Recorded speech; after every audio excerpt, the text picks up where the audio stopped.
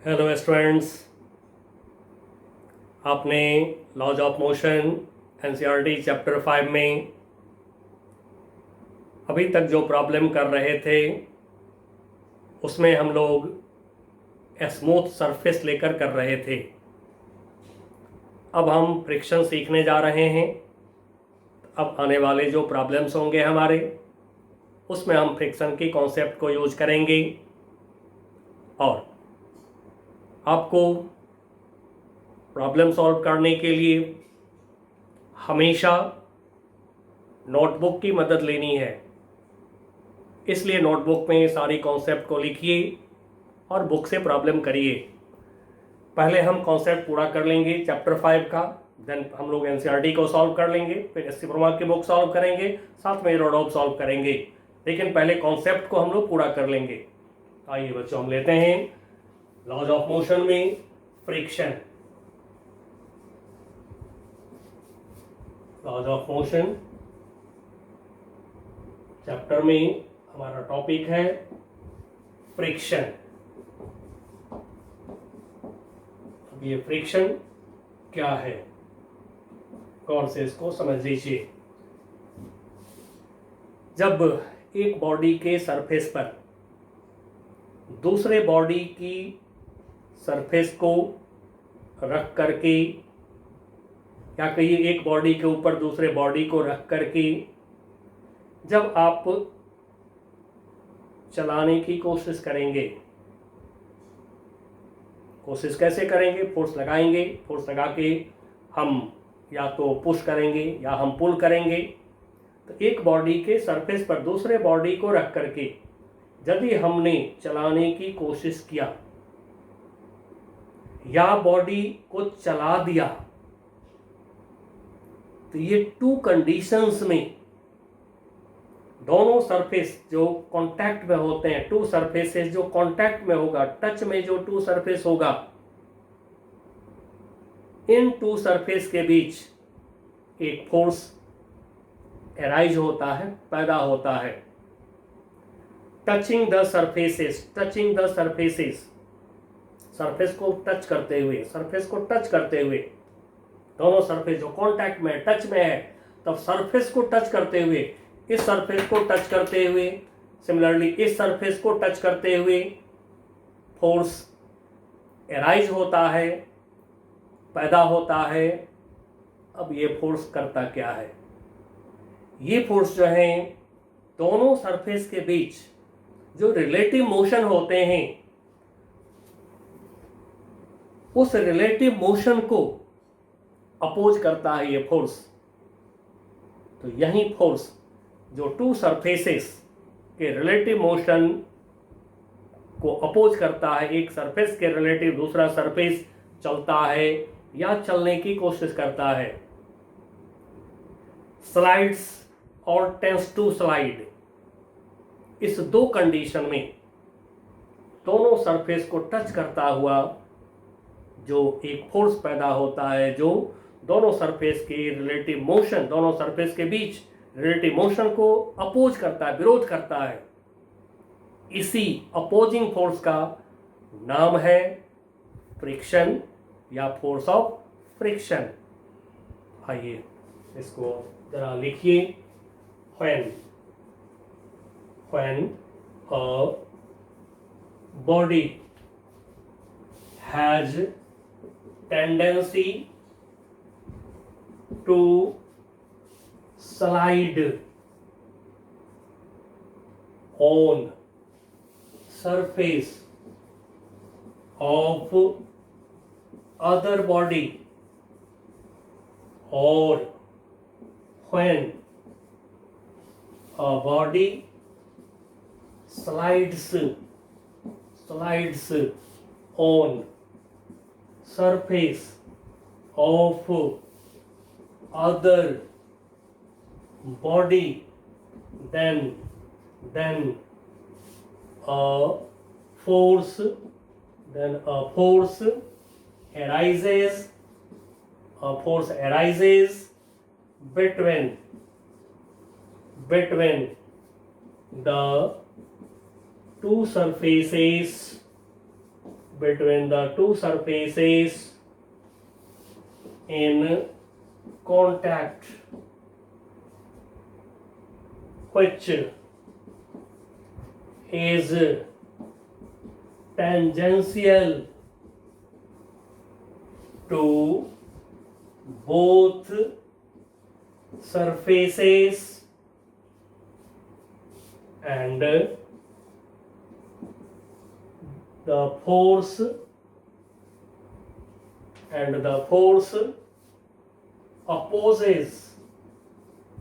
opposes क्या कर दिया, this force and this force opposes विरोध करता है, opposes the relative motion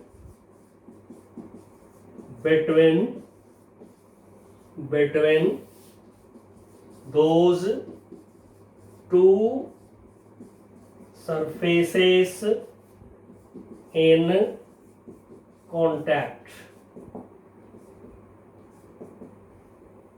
अब जो कंडीशन लिखे हैं, इस कंडीशन में हमने दो पार्ट करा है. कौन से दो पार्ट करा है? When a body has tendency, एक part, when a body has tendency to slide on surface of other body, एक कंडीशन. दूसरा कंडीशन कि when a body slides, second condition, when a body slides on surface of other body, then a force arises. एक force arise होता है, पहले से नहीं होता है. एक फोर्स अराइज होता है, पैदा होता है. अ फोर्स अराइजेस मतलब कि पैदा होता है between the two surfaces in contact. जो टू सरफेसेस कांटेक्ट में है, टच में है, उनके बीच में फोर्स अराइज होता है, पैदा होता है. Which is tangential to both surfaces, जो दोनों सरफेस के टेंजेंशियल है. टेंजेंशियल का मतलब जो टू सरफेस कांटेक्ट में है उसको बिल्कुल टच करता हुआ ये फोर्स होता है. Tangential to both surfaces and this force opposes relative motion. अब ये फोर्स का काम क्या है? Opposes the relative motion between those two surface in contact. अब इसी फोर्स का नाम रखा गया फ्रिक्शन. लिख दीजिए, this force is called friction. लिख लीजिए, बोल देता हूं. This force is called friction. अब फ्रिक्शन का पर्पस याद रखना है आपको कि फ्रिक्शन करता क्या है. तो friction opposes the relative motion. यह है इसका मकसद, यह है इसका प्रॉपर्टी. फ्रिक्शन, दिस फोर्स यानी कि friction opposes the relative motion. खाली मोशन नहीं, रिलेटिव मोशन, ध्यान रखिएगा. और टू कंडीशन में फ्रिक्शन पैदा होता है. जो टू कंडीशन हम लोगों ने लिखा है, या तो बॉडी में चलने की टेंडेंसी हो, स्लाइड करने की टेंडेंसी हो, स्लाइडिंग टेंडेंसी, या फिर एक सरफेस पर दूसरा सरफेस स्लाइड करता हो, फिसलता हो. इसलिए फ्रिक्शन देखने से पहले आप स्लाइडिंग टेंडेंसी को देखिए. एक सरफेस दूसरे सरफेस पर किधर फिसलना चाहता है, उसके अपोजिट डायरेक्शन में फ्रिक्शन पैदा होता है. फ्रिक्शन के जो टाइप्स हैं उसको देखते हुए हम आगे बढ़ेंगे. देखते हैं types of friction. Number 1, static friction. Static friction, इसको हम लोग F सबस्क्रिप्ट S से डिनोट कर रहे हैं, और फोर्स है, वेक्टर है. when a बॉडी बोले, ऑब्जेक्ट बोले, पार्टिकल बोले, सब बोल सकते हैं. तो when a body has tendency when a body has a tendency to slide on surface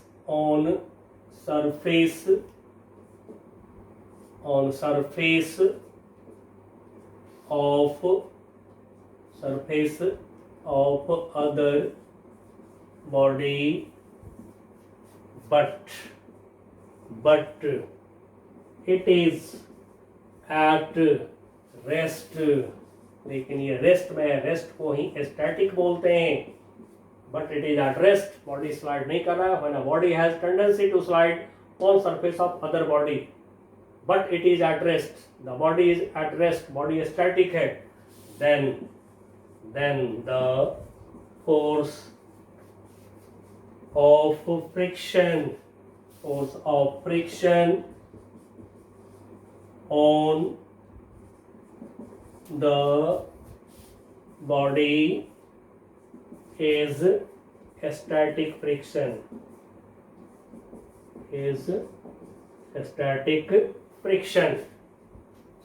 जरा दिखाते हैं. सपोज ये किसी बॉडी का सरफेस है. अब इसके ऊपर एक बॉडी को रखा, एक ब्लॉक, एक बॉडी को रखा. This is surface of any body, surface of a body, एक बॉडी का ये सरफेस है. इसके ऊपर ये दूसरा बॉडी हो गया, ब्लॉक हो गया, बॉडी हो गया. अब इस ब्लॉक को चलाने के लिए हमने लगाया इस पर फोर्स, पुल या पुश, जैसे भी हो, खींच करके या ढकेल के, जैसे भी हो. चलिए मैं पुश कर रहा हूँ, पुशिंग फोर्स, पुश कर रहा हूँ इसको. एक फोर्स एफ हमने लगाया. थोड़ा प्रैक्टिकल सोचते हैं, प्रैक्टिकल बात सोचते हैं. मान लीजिए कि ये 100 किलोग्राम का एक बॉक्स है. 100 किलोग्राम का बॉक्स है. अब इस बॉक्स को किसी ने 1 फिंगर से ऐसे पुश करा. उम्मीद करते हैं कि 1 फिंगर से पुश करके हम इसको नहीं चला सकते हैं. तो हमने 1 फिंगर से पुश करा इस ब्लॉक को. 100 किलोग्राम का बॉक्स है, ब्लॉक है, अभी आगे नहीं बढ़ रहा है. Newton's first law of motion में पढ़े हैं. When there will be external force, there will be acceleration. तो फिर acceleration तो आना चाहिए था, बट acceleration नहीं आ रहा है बॉडी में. It means जरूर कोई फोर्स इसके मोशन को अपोज कर रहा है. तो वहीं जो फोर्स इसके मोशन को अपोज कर रहा है, इसके अपोजिट डायरेक्शन में जो एक फोर्स पैदा हो गया है, अपोज कर रहा है, बिल्कुल टच करके. थोड़ा देखने के लिए मैं ऊपर दिखा रहा हूं, बट एकदम टच में है ये. तो जो फोर्स एराइज हुआ, ये फोर्स जो पैदा हुआ, जो इसके मोशन को अपोज करके रोक रखा है, इसी फोर्स को कहते हैं friction. This force is friction. और बॉडी स्टैटिक है. ये जो बॉडी है, this is static, at rest. Block is at rest. And so इस समय जो फ्रिक्शन है, इसको हम बोलते हैं एफएस, स्टैटिक फ्रिक्शन.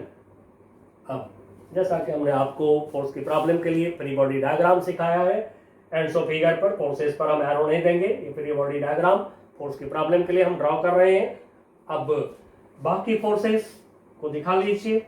बॉडी का वेट mg, जैसा दिखाते आ रहे हैं, अब तो सबको जान चुके हैं. सरफेस के नॉर्मल रिएक्शन थोड़ी सी साइड से दिखा देता हूं. सरफेस की नॉर्मल रिएक्शन r, और जैसा कि आप पढ़ते हुए बहुत आगे आ चुके हैं आज ऑफ मोशन में, जैसा कि आपने सीखा है कि यदि एक्सेलरेशन होता है 0 किसी लाइन के अलोंग, तो one side force equal to opposite side force. And so इस डायरेक्शन में कभी कोई मोशन नहीं होता है, एक्सेलरेशन नहीं होता है. And so r equal to mg. आप करते रहिए. और अब आते हैं हॉरिजॉन्टल लाइन के अलोंग. हॉरिजॉन्टल लाइन के अलोंग भी कोई इस समय एक्सेलरेशन नहीं है. रेस्ट में बॉडी है तो एक्सेलरेशन क्या होगा? 0. And so one side force equal to opposite side force. तो फिर ये जो F हो गया, ये फोर्स कौन सा फोर्स? Small applied force. ये छोटा फोर्स हमने अप्लाई करा है स्मॉल अप्लाइड फोर्स, इसलिए बॉडी नहीं चला है हमारा, नहीं चल पा रहा है, फ्रिक्शन अपोज करके रोक दे रहा है इसको। This equal to F S. अब क्लियरली हम लोग देख रहे हैं कि जो स्टैटिक फ्रिक्शन है उसकी वैल्यू, उसका मैग्नीट्यूड अप्लाइड फोर्स के इक्वल है।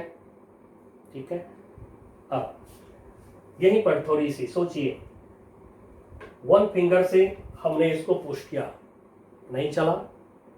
अब हम टू फिंगर से इसको पुश कर रहे हैं, 100 kg का ब्लॉक है, बॉक्स है, इसको टू फिंगर से हम पुश कर रहे हैं, अभी भी नहीं चलेगा। 100 किलोग्राम बहुत होता है हमारे लिए, टू फिंगर से पुश करके हम इसको नहीं चला पाएंगे। अब फोर्स को तो हमने, अप्लाइड फोर्स को तो हमने बढ़ा दिया, डबल कर दिया मान लीजिए।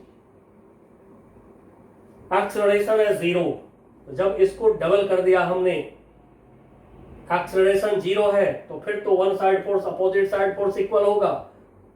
One side force opposite side force ये तो इक्वल होंगे।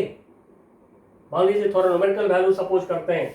सपोज शुरू में हमने 5 न्यूटन का फोर्स लगाया, ये भी हो गया 5 न्यूटन, एक्सेलरेशन 0 है। हमने 10 न्यूटन का फोर्स लगाया और बॉडी चल नहीं रहा है, एक्सेलरेशन 0 है, ये भी क्या होगा 10 न्यूटन। क्या देखा हमने, फ्रिक्शन फोर्स खुद से बढ़ गया, हमने नहीं बढ़ाया फ्रिक्शन को, ये खुद से बढ़ गया। एंड सो फ्रिक्शन को कहा जाता है सेल्फ एडजस्टेबल फोर्स। ठीक है, तो friction is self adjustable force. आगे हम रीजन ऑफ फ्रिक्शन को देखेंगे। तो बेसिकली ये भी इलेक्ट्रोमैग्नेटिक फोर्स है। मॉलिक्यूल्स जो एक दूसरे की जो मॉलिक्यूल्स हैं, इनके मॉलिक्यूल्स के बीच की जो अट्रैक्शन इंटरमॉलिक्यूलर फोर्स है, यही है फ्रिक्शन। आगे बात करेंगे इसके लिए हम लोग। चलिए, तो एक लाइन लिख कर रख लीजिए, friction is self adjustable force, मतलब खुद से बढ़ने वाला, घटने वाला फोर्स होता है फ्रिक्शन। अब गौर करेंगे, हमने टू फिंगर से फोर्स लगाया, जैसा कि हमने न्यूमेरिकल एग्जांपल ले लिया था 10 न्यूटन। अब 3 फिंगर से फोर्स लगाया, मान लीजिए 30 न्यूटन, अभी भी नहीं चला। 4 फिंगर से फोर्स लगाया 40 न्यूटन, अभी भी नहीं चल रहा है।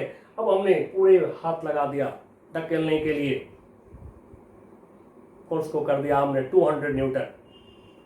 अब ये बॉडी जो है बिल्कुल ऐसे धीरे धीरे धीरे धीरे सरकने लगा, कोशिश कर रहा है चलने की। अब ये यहाँ पर जस्ट अभी हिलने लगा, बॉडी चला नहीं है, एकदम धीरे धीरे ऐसे कोशिश कर रहा है आगे बढ़ने का। इस कंडीशन को जस्ट टू स्लाइड, जब बॉडी जस्ट फिसलने की कोशिश करता है, इसी जस्ट टू स्लाइड की कंडीशन को नाम दिया गया है लिमिटिंग इक्विलिब्रियम। क्यों? आपने पढ़ा हुआ है इक्विलिब्रियम में ए क्या होता है, एक्सेलरेशन क्या होता है, 0। जैसे ही बॉडी चलेगा तो एक्सेलरेशन 0 नहीं रहेंगे, एक्सेलरेशन आ जाएंगे, इक्विलिब्रियम का एंड हो जाएगा। लिमिट का मतलब ये होता है लास्ट। एंड सो जब ये बॉडी पर हमने इतने अप्लाइड फोर्स को बढ़ा दिया जिससे कि बॉडी जस्ट कोशिश कर रहा है चलने की, स्टार्ट हो रहा है बॉडी, तो इस कंडीशन में बॉडी को कहते हैं इन लिमिटिंग इक्विलिब्रियम। और बढ़ते बढ़ते बढ़ते फोर्स, ये बढ़ा ये बढ़ा ये बढ़ा ये बढ़ा, बढ़ते बढ़ते फोर्स ये मैक्सिमम पे पहुंच जाते हैं जिस समय बॉडी जस्ट टू स्लाइड के कंडीशन में आता है। अब यही जो मैक्सिमम स्टैटिक कंडीशन में फ्रिक्शन है, इसको कहते हैं लिमिटिंग फ्रिक्शन।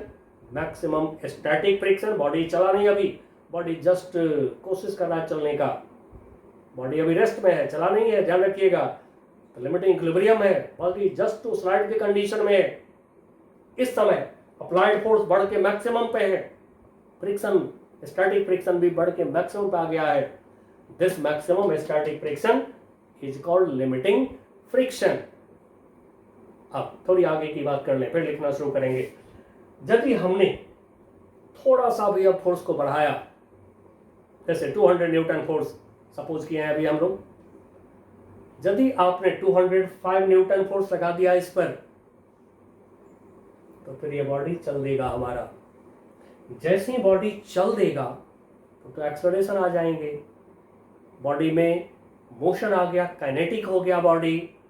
तो जैसे ही बॉडी चल देता है, काइनेटिक हो जाते हैं बॉडी, डायनामिक हो जाते हैं बॉडी, देन इस पर फ्रिक्शन को बोलते हैं काइनेटिक फ्रिक्शन। और जिस समय काइनेटिक फ्रिक्शन बॉडी पे काम करते हैं, यदि आप इसको कंपेयर करें लिमिटिंग फ्रिक्शन से, तो लिमिटिंग फ्रिक्शन से काइनेटिक फ्रिक्शन कम होता है। क्योंकि आगे हम डिस्कस करेंगे, जब ये बॉडी चल देता है तो due to acceleration of body, kinetic friction decreases, कम हो जाते हैं काइनेटिक फ्रिक्शन।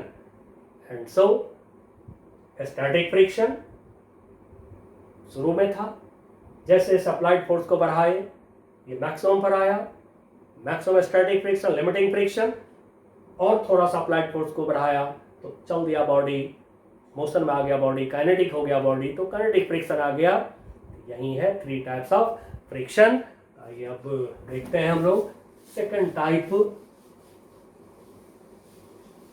फ्रिक्शन का second type.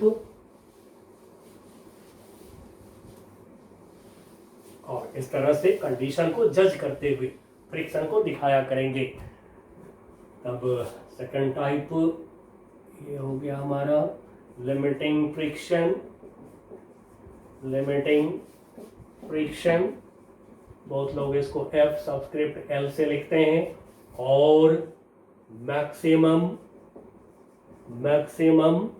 Static friction, maximum static friction, इसको बहुत लोग F friction, M maximum, S static, या फिर ऐसे भी लिखते हैं F फ्रिक्शन S, और इसमें मैक्स लगा देते हैं FS मैक्स, ऐसे भी लोग डिनोट करते हैं। तो क्या ही डिफाइन करिए, व्हेन बॉडी, या ऑब्जेक्ट बोले, बॉडी बोले, ऑब्जेक्ट बोले, when a body is in condition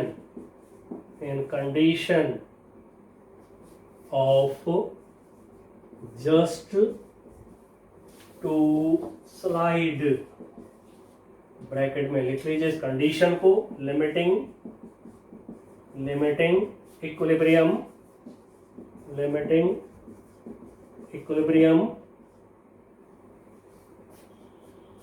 on surface of other body,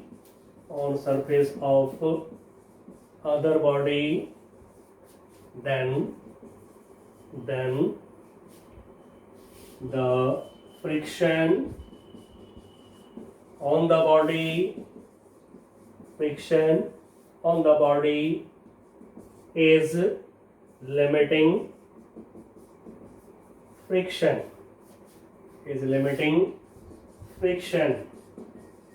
अब आपने देखा कि स्टैटिक फ्रिक्शन छोटा था, पहले लिमिटिंग फ्रिक्शन से छोटा था। ठीक है, मैं इसको FL लिख करके चलता हूँ, FL लिमिटिंग फ्रिक्शन। अब बढ़ते बढ़ते क्या देखा आपने, ये बढ़ करके आ गया लिमिटिंग यानी मैक्सिमम पे आ गया, तो ये मैक्सिमम फ्रिक्शन है। And so initially limiting friction से स्टैटिक फ्रिक्शन छोटा, और बढ़ते बढ़ते ये हो गया maximum equal to maximum limiting friction. अब उसको फिगर से दिखा लेंगे हम लोग, फिगर पे शो करेंगे।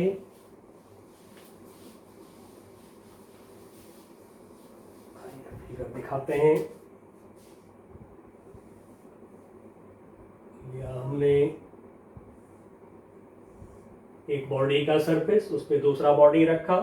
अब इस बॉडी पर हमने लगाया फोर्स, और इस फोर्स को मैं F डैश बोल रहा हूँ। And this force is sufficiently large to bring this body in condition of just to slide. ये बॉडी जो है जस्ट टू स्लाइड ये कंडीशन में है, एक्सेलरेशन नहीं है अभी भी इसके पास में, एक्सेलरेशन है 0।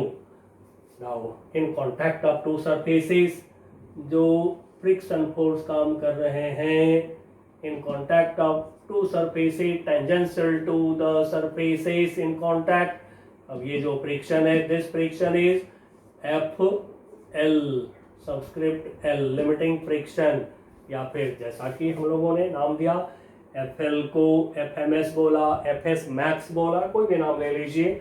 अब बाकी फोर्स, बॉडी का weight M G vertically downward, normal reaction force same line पर, या बगल से देखने के लिए दिखा लें, चलिए इसमें मैं सेम लाइन पर ड्रॉ कर दे रहा हूँ।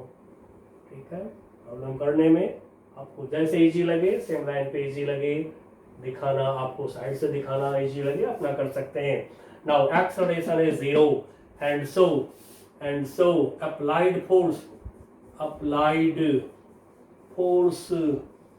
F dash, this is equal to FL, और ध्यान रहे कि FL is maximum static friction। अब थोड़ी सी हम लोग रिलेटिव मोशन की बात भी करें। नीचे वाली सरफेस के रिलेटिव ऊपर वाला बॉडी राइट चलने की कोशिश कर रहा है, क्योंकि हम फोर्स जब राइट वर्ड लगाएंगे तो ये जो बॉडी है ये राइट वर्ड जाना चाहेगा। और देखिए कि हम जिधर देखते हैं किसी को चलते हुए, जिधर आप देखते हैं वो रिलेटिव मोशन का ही डायरेक्शन होता है, क्योंकि रिलेटिव मोशन के डायरेक्शन में ही हम लोग किसी को चलते हुए देखते हैं। तो देख लीजिए गौर से ये बॉडी किधर चल सकता है, किधर चल रहा है। जिधर आप इसको चलते हुए देखेंगे या महसूस करेंगे कि ये किधर चलेगा, उसके अपोजिट डायरेक्शन में फ्रिक्शन लगा लेंगे।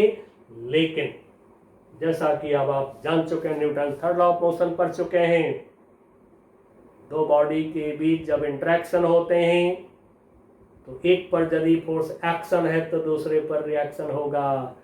तो ऊपर वाले बॉडी पर ये दिखा रखे हैं लिमिटिंग फ्रिक्शन हम लोग लेफ्ट के तरफ। क्यों? ऊपर वाला बॉडी हमें किधर चलने की कोशिश करता दिखेगा, किधर चलने की कोशिश करेगा, राइट वर्ड, तो फिर इस पर फ्रिक्शन लेफ्ट वर्ड। नीचे वाले बॉडी पर, अब मैं फ्री बॉडी डायग्राम बना दे रहा हूं, नीचे वाले बॉडी के लिए, नीचे वाले बॉडी के लिए, इसके लिए फ्री बॉडी डायग्राम बना रहा हूं। ये हो गया आपका बॉडी, ये ऊपर वाला बॉडी हो गया। अब इस पर फ्रिक्शन मैं दिखा रहा हूं। अब ये जो, अच्छा आर को दिखा दीजिए, आर नॉर्मल रिएक्शन फोर्स। अब इस बॉडी पर फ्रिक्शन एफएल, तो फिर नीचे वाले बॉडी पर फ्रिक्शन इधर हो जाएंगे, क्योंकि एक बॉडी पर जो फोर्स लगा एक्शन, तो दूसरे बॉडी पर फोर्स होगा रिएक्शन अपोजिट डायरेक्शन में, और मैग्नीट्यूड होगा इक्वल। अब इस बॉडी पर नीचे वाले सरफेस का रिएक्शन फोर्स आर, तो फिर नीचे वाले बॉडी पर ये जो लगावेगा फोर्स, जैसा कि आप पीछे चैप्टर में पढ़ चुके हैं, दिस विल बी आर, ये भी होगा आर। इस तरह से जिस पर भी फ्रिक्शन निकालना हो आप आराम से निकालिए। अब काइनेटिक फ्रिक्शन, जब बॉडी चलने लगेंगी, जब बॉडी मोशन में होते हैं, काइनेटिक होते हैं, देन उस पर फ्रिक्शन को आप कहते हैं काइनेटिक फ्रिक्शन। आइए नंबर थर्ड, काइनेटिक फ्रिक्शन। इस काइनेटिक फ्रिक्शन को एफ सबस्क्रिप्ट के से डिनोट कर रहे हैं। काइनेटिक मतलब motion, dynamic. When a body slides on surface of other body, ठीक है, स्लाइड्स की जगह बहुत लोग मोशन भी लिखते हैं, बट बेटर वर्ड है स्लाइड्स।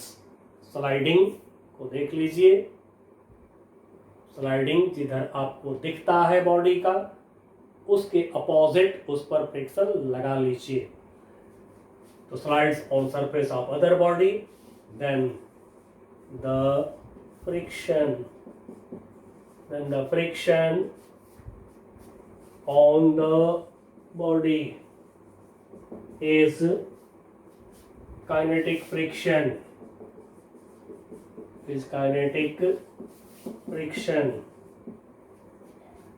फिगर से दिखाते हैं।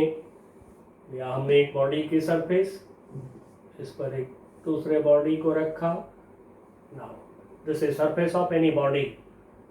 बॉडी पर हमने लगाया फोर्स इधर की तरफ, इतना बड़ा फोर्स लगाया कि बॉडी मोशन में आ गया, बॉडी चलने लगा।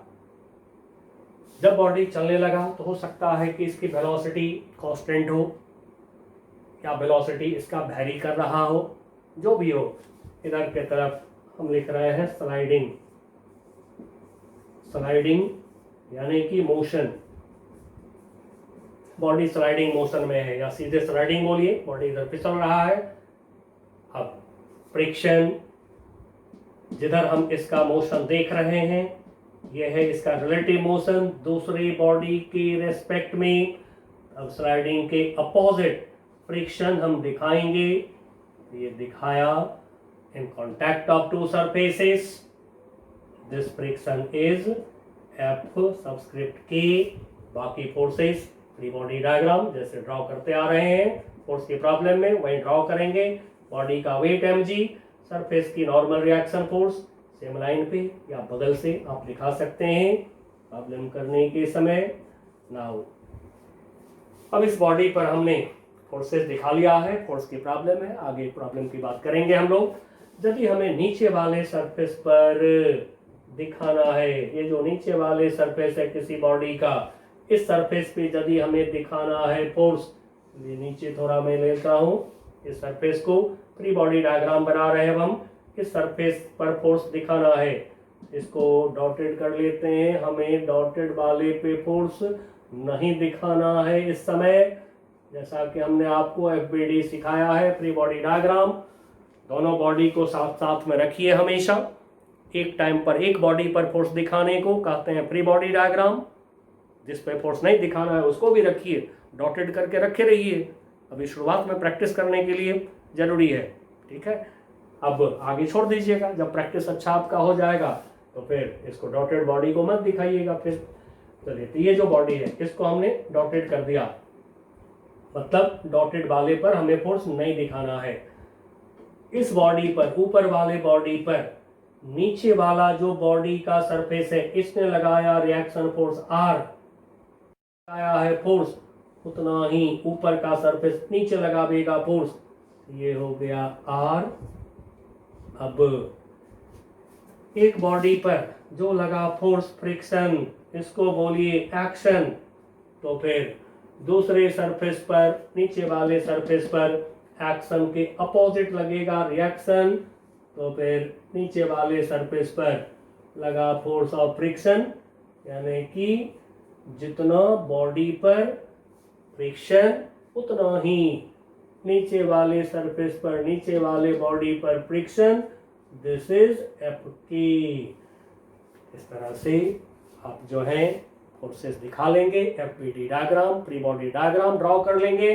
अब जो रिलेशन ऊपर देखे थे हम लोग, लिमिटिंग फ्रिक्शन से कंपैरिजन जो किए थे, तो kinetic friction is less than limiting friction. अब जो इनइक्वालिटी देखें, स्टैटिक फ्रिक्शन से बड़ा लिमिटिंग फ्रिक्शन, लिमिटिंग फ्रिक्शन से फिर छोटा हो गया हमारा काइनेटिक फ्रिक्शन, क्योंकि जब बॉडी चलते हैं तो मॉलिक्यूल मॉलिक्यूल के बीच की डिस्टेंस बढ़ता है, तो फिर फ्रिक्शन वहां पर कम होते हैं, and so kinetic friction is less than limiting friction. अब तीनों टाइप देख लिए, तो मैं आपको पहले प्रॉब्लम पर ले चलता हूँ, फिर कंसेप्चुअल कुछ हम बातें करेंगे कि फ्रिक्शन फोर्स की ओरिजिन कहाँ पर है, फ्रिक्शन फोर्स को हम कैसे कम कर सकते हैं, फ्रिक्शन फोर्स हमारे लिए अच्छा भी है बुरा भी है, तो इन सब बातों पर बाद में करेंगे। पहले प्रॉब्लम पर आते हैं। आइए अब जरा देखते हैं laws of limiting friction, laws of limiting friction. Limiting friction को FL से लिख करके मैं आगे चल रहा हूँ, ठीक है। 3 सिंबल दिखा दिया हूँ आपको। नंबर 1 लिखिए, मैं बोलता हूं। Limiting friction is in opposite direction of relative motion of an object. Number 2, it does not depend on area, bracket में लिखेंगे मैक्रोस्कोपिक, यानी कि बड़ा एरिया। मैक्रोस्कोपिक का मतलब होता है बड़ा area. It does not depend on area of bodies in contact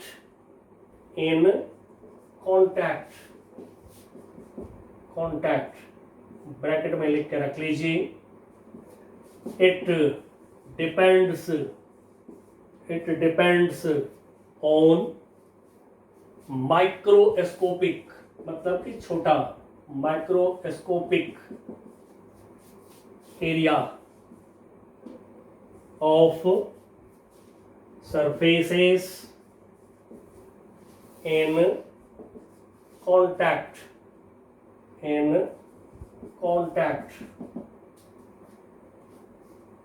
microscopic that means की एक एक एटम का एरिया, एक एक मॉलिक्यूल के एरिया पर जब आप बात करेंगे, जब एक एक मॉलिक्यूल के एरिया को आप यूज कर देंगे तो तब फ्रिक्शन डिपेंड करेंगे। ऐसे माइक्रोस्कोपिक तो हमें अलाउ नहीं है, हम लोग तो मैक्रो में ही पढ़ेंगे, बड़ा एरिया लेकर के ही पढ़ेंगे। Number 3, it depends on nature of surfaces, bracket में लिख लीजिए स्मूथ, यहीं पर मेंशन कर लें, वेरी स्मॉल फ्रिक्शन या फिर नो फ्रिक्शन। आइडियली स्मूथ यदि आइडियली बोलता है तो फिर हम लोग नो फ्रिक्शन मान के चलेंगे, तो वेरी स्मॉल फ्रिक्शन या ideally no friction. Rough surface का नेचर यदि रफ है तो लार्ज फ्रिक्शन, क्योंकि रफ सरफेस में मोशन ज्यादा अपोज होते हैं, तो nature of surfaces in contact, it depends on nature of surfaces, smooth है या रफ है इस पर डिपेंड करता है, इन कॉन्टैक्ट। नंबर 4, अब ये है हमारा मेन लॉ। अब ये लॉ क्या कहता है, इसको मैथमेटिकली हम लोग यूज करेंगे, तब इस पर गौर करिए क्या कहता है। लिमिटिंग फ्रिक्शन,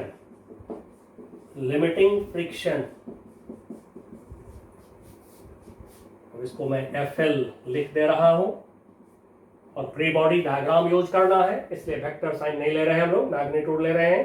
तो limiting friction on a body या object on a body is directly proportional to the force of normal reaction, action भी बोल सकते हैं, खाली नॉर्मल फोर्स भी बोल सकते हैं, फोर्स ऑफ नॉर्मल रिएक्शन, या सीधे बोलिए normal force on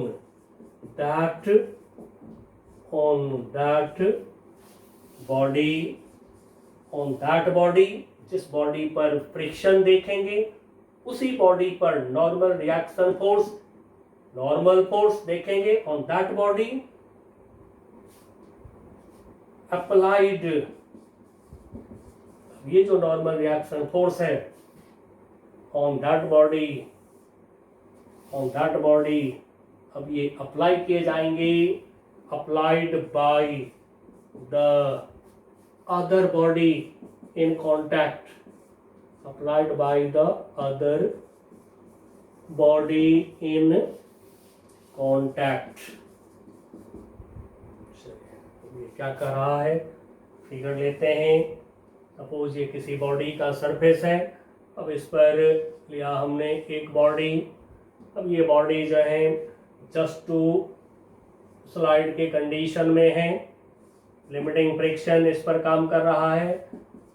just to slide कहिए या लिमिटिंग इक्विलिब्रियम कहिए। अब इस पर जैसा कि जान चुके हैं, फ्रिक्शन, लिमिटिंग फ्रिक्शन, बिल्कुल टच करके देखने के लिए थोड़ा सा ऊपर दिखा लेते हैं। ये लिमिटिंग फ्रिक्शन काम कर रहा है। फ्री बॉडी डायग्राम हम ड्रॉ कर रहे हैं बॉडी के लिए। लिमिटिंग फ्रिक्शन एफ एल काम कर रहा है। बॉडी का वेट mg दिखाया। सरफेस की नॉर्मल रिएक्शन फोर्स दिखाया r। अब देखिए ये r फोर्स किसने लगाया, नीचे वाले सरफेस ने लगाया ये r फोर्स ऊपर वाले बॉडी पर। तब जो लॉ कह रहा है कि ये जो लिमिटिंग फ्रिक्शन है, limiting friction therefore limiting friction directly proportional to r। ठीक है, limiting friction on a body, इस बॉडी पर हम लिए हैं limiting friction. Limiting friction on a body, क्यों इस पर इधर दिखाया फ्रिक्शन, तो ये जो बॉडी है इसका रिलेटिव मोशन दाईं तरफ हो सकता है। दाईं तरफ ये चलने की कोशिश कर रहा है।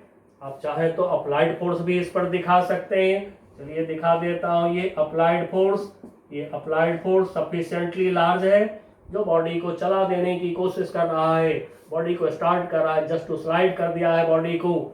एक्सेलरेशन क्या होता है इस समय, 0।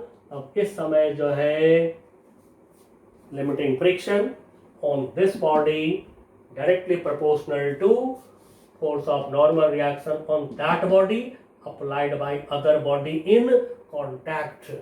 अब इक्वल करते हैं इसको, तो ये हो जाएगा FL इक्वल टू म्यू, इसमें सबस्क्रिप्ट लगा रहे हैं S फॉर स्टैटिक। जैसा कि आप जान रहे हैं कि लिमिटिंग फ्रिक्शन के समय बॉडी स्टैटिक है, तो ये जो म्यू एस है इसको कोएफिशिएंट ऑफ स्टैटिक फ्रिक्शन बोलते हैं इनटू r। अब आपको r की जरूरत आवेगा। मैंने जैसा कि बोला था कि स्मूथ सरफेस पर हमें r की जरूरत नहीं होता है, तो इसलिए स्मूथ सरफेस पर मैंने कहा भी था प्रॉब्लम करने के समय कि आप r को छोड़ दीजिए। बट अब फ्रिक्शन आ गया, अब आपको r चाहिए। अब देखिए r कैसे निकाले हम, एकदम सिंपल फ्री बॉडी डायग्राम हमारे पास है। फ्री बॉडी डायग्राम हमारे पास है बॉडी के लिए।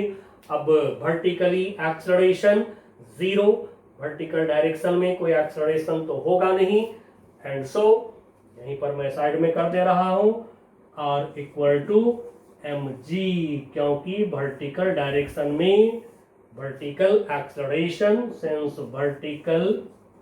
Vertical acceleration equal to 0, vertical a for acceleration is equal to 0 and so upward force equal to downward force। चलिए म्यू एस का नेमिंग करिए। where म्यू एस लिखिए इसका नाम कोएफिशिएंट ऑफ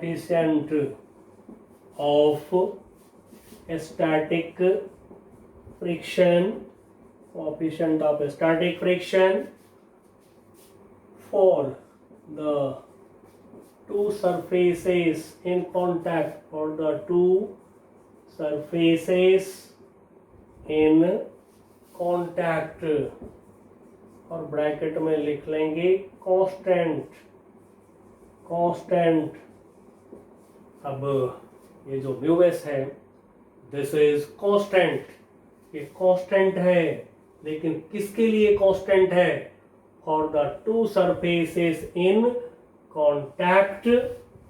दो सरफेस जो कांटेक्ट में होंगे उसके लिए म्यू एस होता है कांस्टेंट, और म्यू एस का नाम है कोएफिशिएंट ऑफ स्टैटिक फ्रिक्शन। जब आप कांटेक्ट में सरफेस को चेंज करेंगे, जब कांटेक्ट सरफेस चेंज होगा तभी म्यू एस चेंज होगा। अदरवाइज यदि दो बॉडी की सरफेस कांटेक्ट में है तो फिर इनके लिए म्यूएस भी होता है कांस्टेंट। ठीक है, ध्यान रखिएगा। कभी कभी प्रॉब्लम में न्यूमेरिकल वैल्यू इन दोनों का डिफरेंट करके हमें पूछ दिए जाते हैं, तो फिर हम जो म्यूएस एक बार निकालेंगे वही म्यूएस हमेशा के लिए रहेगा। ठीक है, इसको बदलने से म्यूएस नहीं बदलेगा हमारा।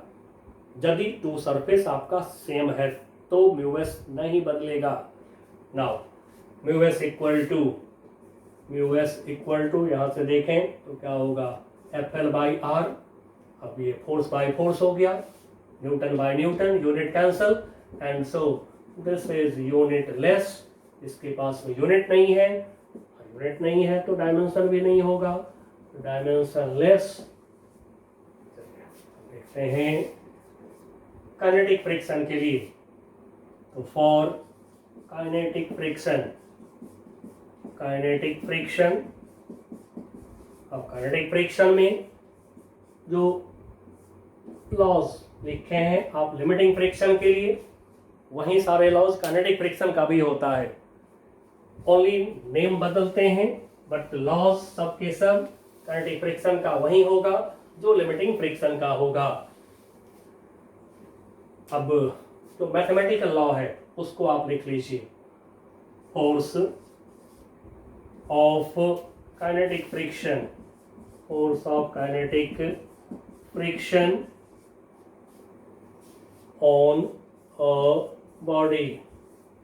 A body is directly proportional. ऐसे ये भी सेम ही है, फोर्थ लॉ भी सेम है, बट फोर्थ लॉ मैथमेटिकल है, इसको लिख लीजिए ताकि थोड़ा सा मैथमेटिकल काम करने में आपको याद रहेगा अच्छे से। तो force of kinetic friction on a body is directly proportional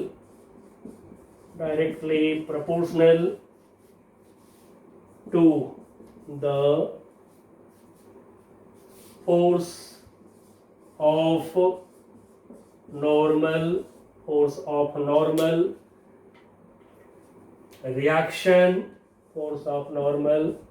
reaction और लिख लें on that body applied by the other body in contact। बिल्कुल सेम, आप जान गए होंगे, बिल्कुल सेम लॉ है, लिमिटिंग फ्रिक्शन की तरह ही काइनेटिक फ्रिक्शन की लॉ है। स्टैटिक फ्रिक्शन के लिए कोई लॉ नहीं दिया गया है। अब कहते हैं एक बॉडी का सरफेस, इस पर ये कोई ब्लॉक, कोई दूसरा बॉडी। अब ये जो दूसरी बॉडी है ये काइनेटिक है, यानी कि ये बॉडी मोशन में है, स्लाइडिंग। ये बॉडी जो है स्लाइड कर रहा है, मोशन में है बॉडी। अब हमने देखा इसकी मोशन राइट, जो हम देखते हैं मोशन वो रिलेटिव मोशन होता है, तो फिर इस पर फ्रिक्शन अपोजिट, रिलेटिव मोशन की अपोजिट। अब बॉडी मोशन में है, friction kinetic. Free body diagram draw कर रहे हैं, ठीक है, थोड़ा ऊपर उठा दिए हैं देखने के लिए, बट एकदम टच करता हुआ दोनों सरफेस की, टेंजेंशियल टू सरफेस, ऐसे ये फ्रिक्शन काम कर रहा है हमारा, touching to bottom surface. Now body का वेट दिखाया mg, सरफेस की नॉर्मल रिएक्शन फोर्स दिखा रहे हैं ऑन द बॉडी, ये हो गया r। अब इस बॉडी पर फ्रिक्शन लिए हैं, इस बॉडी पर नॉर्मल रिएक्शन फोर्स किसने लगाया, नीचे वाला बॉडी, ये नीचे वाले बॉडी का सरफेस है ये। अब जो स्टेटमेंट है कि फोर्स ऑफ काइनेटिक फ्रिक्शन यानी कि Fk इज डायरेक्टली प्रोपोर्शनल किसके, to the force of normal reaction R। अब ये R के लिए वही बात जो आप लिखा है लिमिटिंग फ्रिक्शन में, ऑन दैट बॉडी, जिस पर लेंगे फ्रिक्शन उसी बॉडी पर लेंगे R, ऑन दैट बॉडी। लेकिन ये लगा देगा कौन, R force applied by other body in contact. जिस बॉडी पर फ्रिक्शन, उसके कॉन्टैक्ट में जो अदर बॉडी होगा वो जो लगावेगा नॉर्मल फोर्स उसके प्रोपोर्शनल करेंगे। फिर इसको इक्वल कर दीजिए, इक्वल टू म्यू सबस्क्रिप्ट के, म्यू के पढ़ेंगे इनटू आर। अब नाम भी वही है, म्यू के का नाम जो म्यू एस का नाम लिखे हैं, लेकिन वही काइनेटिक वर्ड लग जाएंगे। काइनेटिक वर्ड खाली यूज हो जाएगा, मेंशन कर दीजिए। म्यू के का नाम लिख लेंगे, म्यू के क्या है तो मेंशन करिए। म्यू के का नाम लिखिए, coefficient of kinetic friction for the two surfaces in contact, for the two surfaces in contact। और ये कांस्टेंट है, जो टू सरफेस कांटेक्ट में है उसके लिए कांस्टेंट है। ठीक है, किसके लिए कांस्टेंट है तो constant for to surfaces in contact, मतलब कि जो दो सरफेस कांटेक्ट में है उसके लिए म्यू के कांस्टेंट होता है। जब तक दोनों बॉडी के सरफेस जो कांटेक्ट में है, इस सरफेस को जब तक आप चेंज नहीं करेंगे म्यू के भी चेंज नहीं करेंगे। अब म्यू के इक्वल टू हो जाएंगे F K upon are. Now जैसा कि देख रहे हैं, force by force, friction force, normal reaction force, newton by newton, unit cancel and so लिख लीजिए दिस इज यूनिटलेस। ये यूनिटलेस कांस्टेंट है एंड यूनिट नहीं तो डायमेंशन भी नहीं, डायमेंशनलेस कांस्टेंट हो गया। अब जो हम लोगों ने ऊपर कंपैरिजन किया था, क्या कंपैरिजन किया था, एफ के लेस देन एफ एल, दोनों तरफ आर से डिवाइड ले रहे हैं, F K upon R less than F L upon R. अब ये है हमारा mu K, this is mu K less than, ये है म्यू एस। चलिए बच्चों यहाँ तक हम ला दिए हैं। प्रॉब्लम अब आप कर सकते हैं फ्रिक्शन का, लेकिन थोड़ा सा हम आपको आगे अगली क्लास में angle of repose, angle of friction, फिर रीजन ऑफ फ्रिक्शन थोड़ा हम डिस्कस कर लेंगे। बट आप न्यूमेरिकल कर सकते हैं बिल्कुल। अब आपको फ्रिक्शन वाले प्रॉब्लम में अलाउ करता हूँ। मैं तो लूँगा चैप्टर को फिनिश कर दूंगा, उसके बाद एक तरफ से एनसीईआरटी लूँगा, एक तरफ से सिबरमॉ, एक तरफ से इरोडोम। तब तक के लिए बच्चों बाय बाय।